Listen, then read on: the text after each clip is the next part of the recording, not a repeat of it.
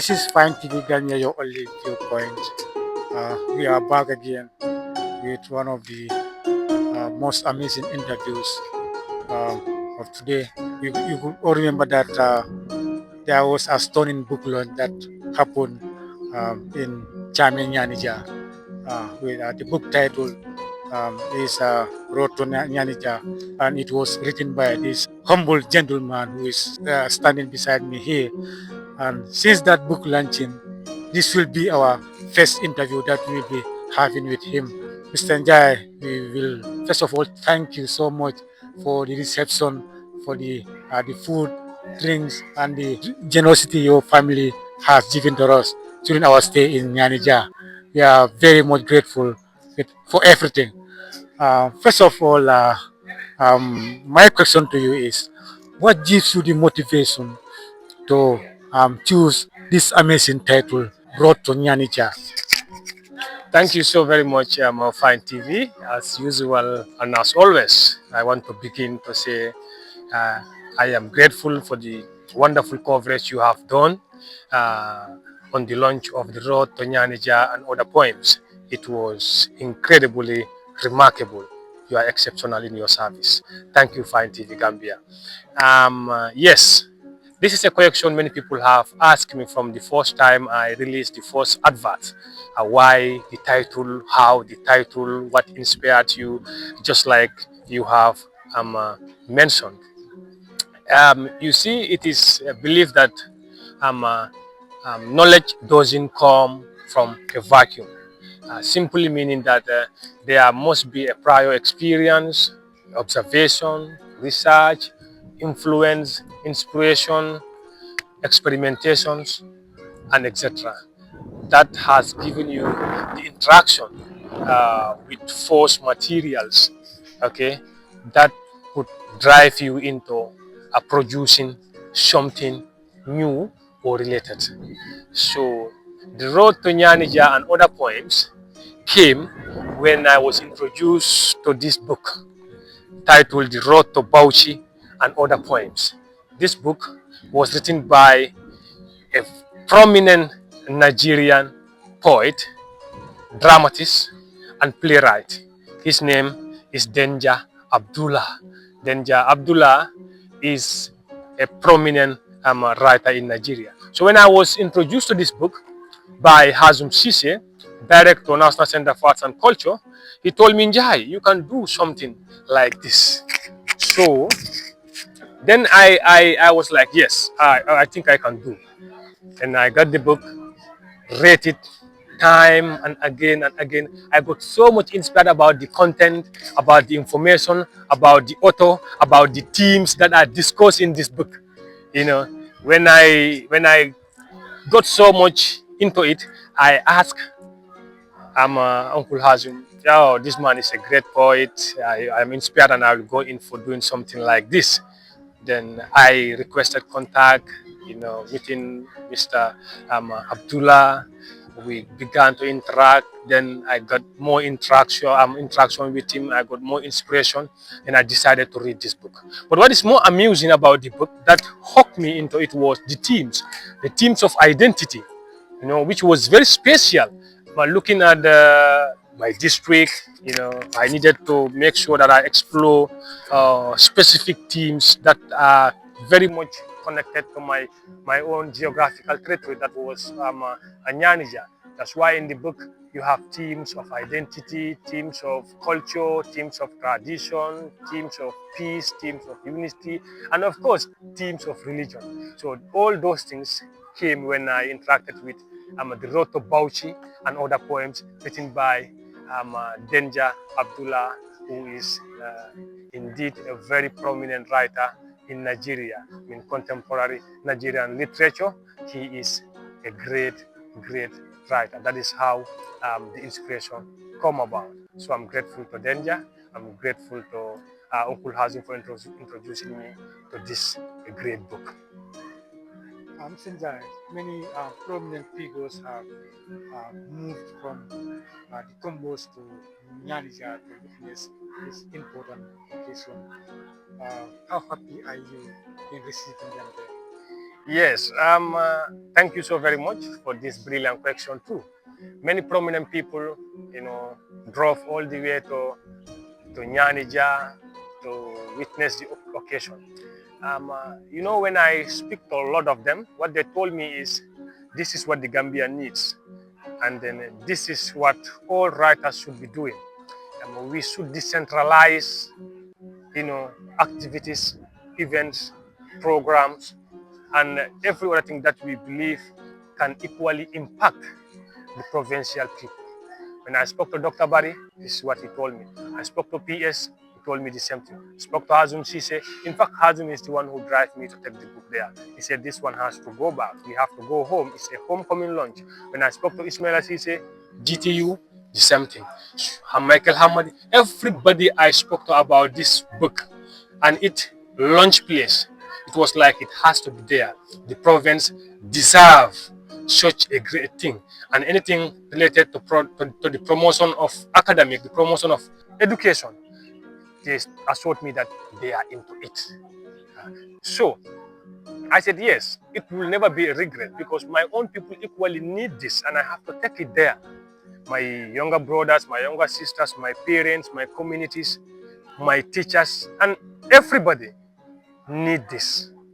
So therefore, the best place, the best choice was to take it to my village and then make that history that everybody was waiting for. That's amazing, Mr. Njai. We've also seen or witnessed people coming from not only Nyanija but also the neighboring villages. They've decided to come and witness this occasion. How do you feel um, seeing those people come all the way from their villages to come and witness this important occasion? Yes, the feeling cannot be described because it was an extreme joy. When you are overjoyed, you are extremely happy. You cannot express the level at which your gratitude, your gratefulness, and sense of sincerity would be. It was definitely very touching when I received calls from different people, different regions, different districts, different villages who assured me they were going to come, and they came. So if you look at the gathering, you would have discovered that you know there were people who come to Charmin for the first time. These are things that are definitely very inspiring. I owe them very deep gratitude, and I am praying that we do it together for many, many, many times. Bringing your car, buying your fuels, taking your time, energy, and resources to come and grace the occasions. Interestingly, some of them not as speakers or just speakers, they just come for the love, for the appreciation, for the trust and confidence they have in me. That is a huge thing, and I'm sending tons of gratitude to them. Yeah, my feelings, yeah, definitely. It was extreme and I cannot describe it. Very grateful, sincerely grateful about them coming. Yeah, they added a huge importance in that event. In your view, do you think books like this can motivate a lot of um, citizens to um, go back to their village and do something great after finishing their activities here? Yes, the impact is already seen, is clear, and of course, with every student moving within the length and breadth of Nyanija, they are deeply inspired. And it is important we also know that this inspiration extends to their parents and their guardians who have seen this as a very, very special occasion that a lot of people need to emulate, and that a lot of people should work to ensure it is done again and again in Nyanija and beyond. And to many people, not only Nyanija, but there should be a central focus in the province to ensure that the provincial child is exposed to these experiences and let them believe that they can achieve their potentials wherever they are, and come back home and make historic mark in their communities. So I'm convinced the inspiration is high. In your speech, you've also talked about the Nyanija of yesterday and the Nyanija of today. Because if I can understand you very well, we are talking about how it produces so many prominent figures. Uh, what also gives you the zeal to come up with that? Yes, you know, history and tradition tell us that previously the education was in advance. Nyanija, like if you read in my poems, you would know it was a forgotten peninsula, like I mentioned, or was it a virgin land waiting for explorers to explore and exploit? Okay, and it is found in the poems. This will tell you that previously Nyanija doesn't have those opportunities.